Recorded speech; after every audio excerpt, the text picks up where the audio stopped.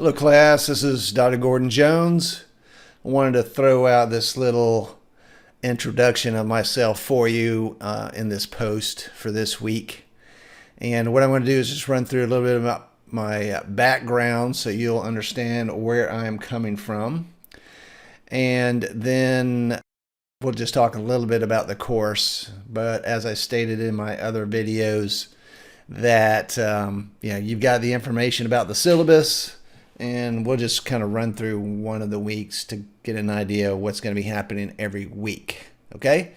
So first of all, just wanted to let you know I really appreciate you being here. Got lots to learn, but everything is really cool.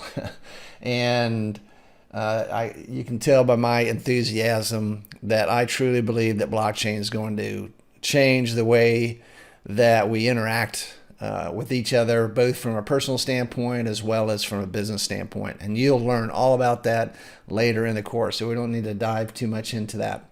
But a little bit about my background. So the first thing is I was raised an Air Force brat. So basically that is a son of a Air Force officer, actually a physician, cardiologist. And we spent 22 years, or they spent 22 years of their lives in it, and I spent about 18 years of it before I went to the Citadel. And so I actually went off a track onto my own ventures into the military. After I graduated from the Citadel, I went into the Army and joined the 82nd Airborne Division up at Fort Bragg in North Carolina for 2 tours in a airborne field artillery unit up there. I continued to stay in the military through the South Carolina State Guard, and it's a great organization, so I'm glad to serve. I didn't really do all that well at the Citadel, even though I was able to go in the Army, which is really not a high bar to attain. But I really wanted to get my master's and possibly even my doctorate. And so what I ended up doing was getting out of the military, going to the University of South Carolina and earning a bachelor's in international studies focused on China. At the time, China was ramping up to be a really huge international business economy and place to really do well. And I was very interested in the culture and the language. Learned a little bit of Mandarin while I was in the Army. And so I was very interested in doing that, going to the Master's in International Business program at USC. So that's one of the reasons why I chose the International Studies program there. But my primary goal was to raise my GPA from very bad up to actually it ended up being almost 4.0.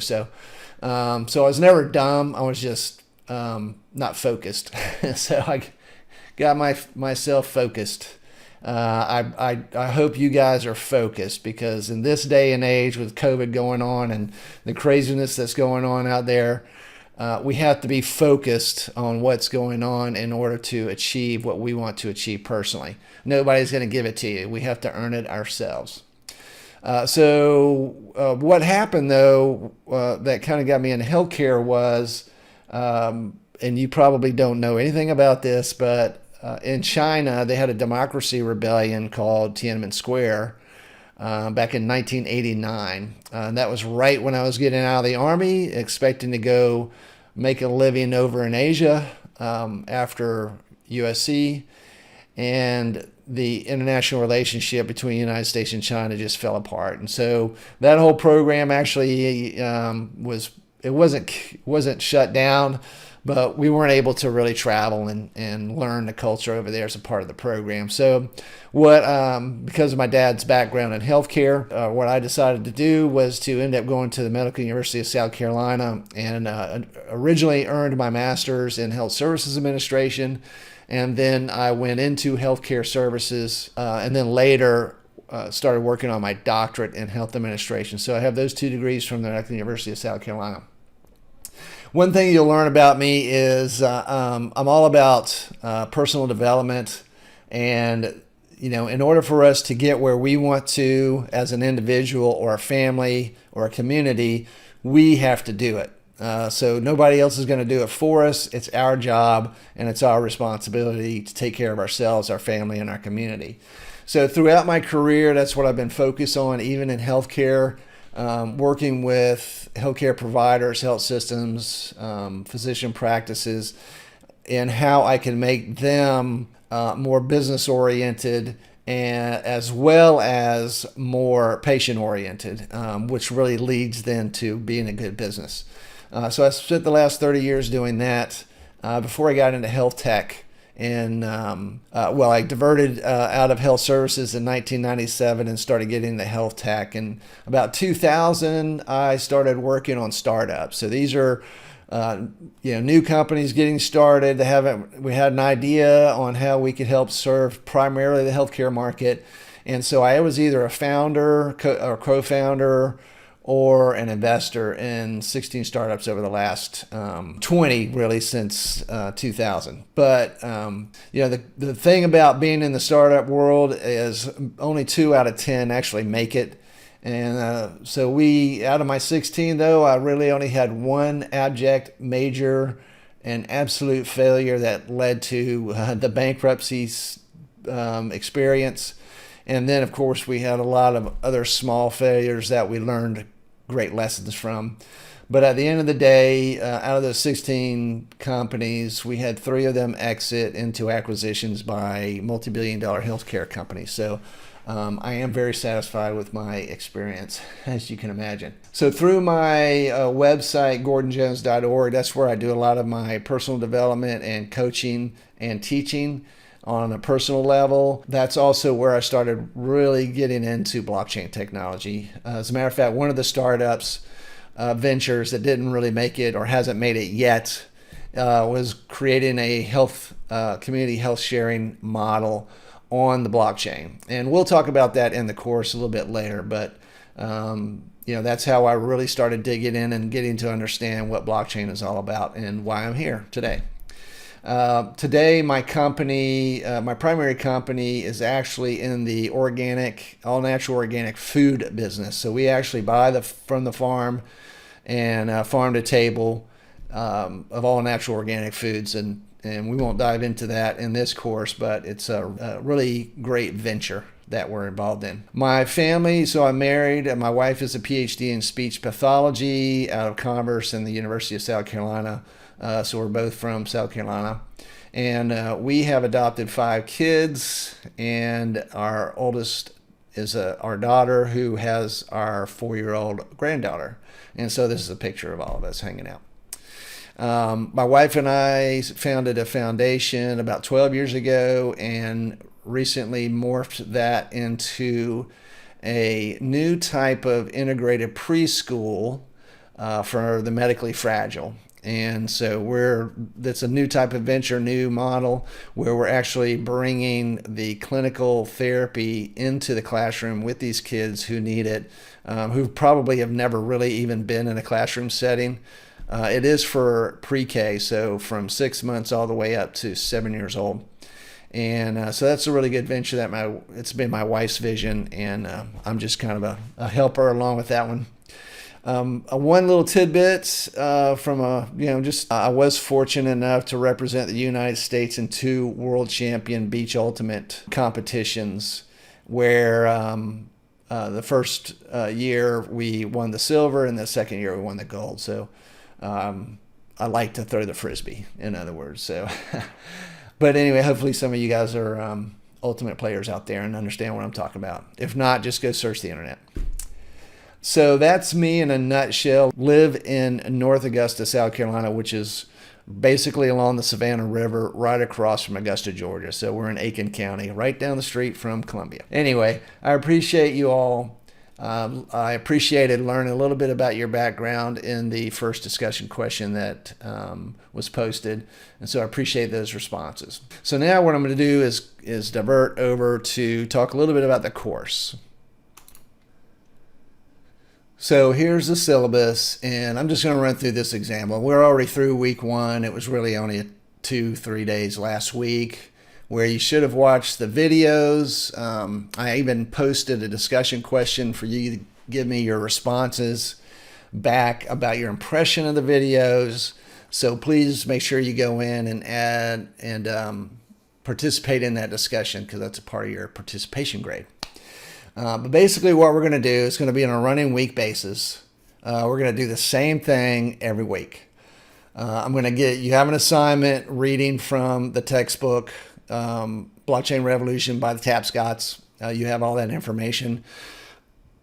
So you'll read a chapter or a block of pages every week, and then I will be posting. I'm kind of framing them up as blog posts inside the course. So initially it'll be text and then I'll show videos that I haven't produced. What I do want to do is at least make one of those a discussion with you through either a live presentation or a recorded presentation, or I do a video based upon that. I haven't been able to do that yet on each week. So this week's, I may or may not be able to get to it, but the content is in the course. So I'm posting the articles, and then some of those I'm going to go back and actually do a video where you can hear me explain it in a little bit more in depth. It'll be if you want to call that a textbook, it's just a book. It's not really a academic textbook, but the Tapscott book, and then whatever I post for that week are your required readings. And then from that, all of your quizzes that will happen every week, pull material from those readings. So, and basically it's going to be really easy, at least from a functional standpoint. So it's just a matching. So I've got terms, I've got the definition of those terms, and I've put them into the quiz section. And what you're going to do is just be matching them, and then you're going to have a grade for that. And then there's going to be 15 quizzes, so once a week. And then all that's going to add up to your quiz portion of your grade. And then your other grade is going to be, or the rest of your grade is going to be based upon participation and then your project. And we'll talk about the project later, but it is posted in there in regards to what I want you to do is come up with an idea based upon your interest in information science, and then how you see you might be able to leverage blockchain technology to benefit that interest of yours. So you'll define what that interest is, you'll learn about it, you'll research about it, you'll write about it, and then you're going to create a concise executive one-page summary, and then you're going to come up with a 3 to 5 minute presentation that you'll record on your own and post. And I'll talk more about that as we go along, but just keep that in mind, and you can go in and see the details in the assignment section of the course. So again, real basic, basically a weekly cycle, reading the textbook, reading the articles. Oh, I will have a case study for the most part in each week. So like this week's case study is the original Bitcoin white paper, and there is a link there for you to click over to that original white paper. So just read the original Bitcoin white paper. It's only 8 pages, so it's not a major read. And then I have a couple of other articles that are posted in that section. And we'll just do this the same way all the way through the end of the course. We'll probably have to do a little bit of adjustments just because things are screwy in regards to COVID and what they're doing with the schedules. And also, I wasn't even allowed into this course until Monday, so I wasn't able to do a whole lot of structural prep for this. So you'll have to forgive, you can forgive the university for that, since it's wasn't my fault. So, but at the end of it all, we're going to have you post your presentations. One of the things that I want to do, which stems out of the whole digital arena, is if I can find a place that will allow each of us to post a review or a rating on each other's presentations and or executive summaries, and then by consensus we decide what each person's going to get for their presentation grade. I'm trying to discover that, see if we've got some technology that'll allow us to do that. Since we're not in class, we can't really do that. So hopefully I'll be able to figure that out in the next couple of weeks ago, and I will let you know. And we will not have a final exam. So basically all of your the validation of your knowledge gathering is through the quizzes. And we will have, I believe we'll have, right now I'm supposed to have 15 quizzes, and we may just have 14. So I'll have to readjust some things if we do that from a grade standpoint. But at the end of the day, 3 sections for your grades: participation, the quizzes, and the project. And that's it. Again, thank you for being here. You'll be able to reach out to me pretty much through the Blackboard platform. You do have my emails and you have my email and my phone number in the syllabus, so you can reach out to me if there's an emergency for any reason. So thank you, and again, I will see you on the Blackboard.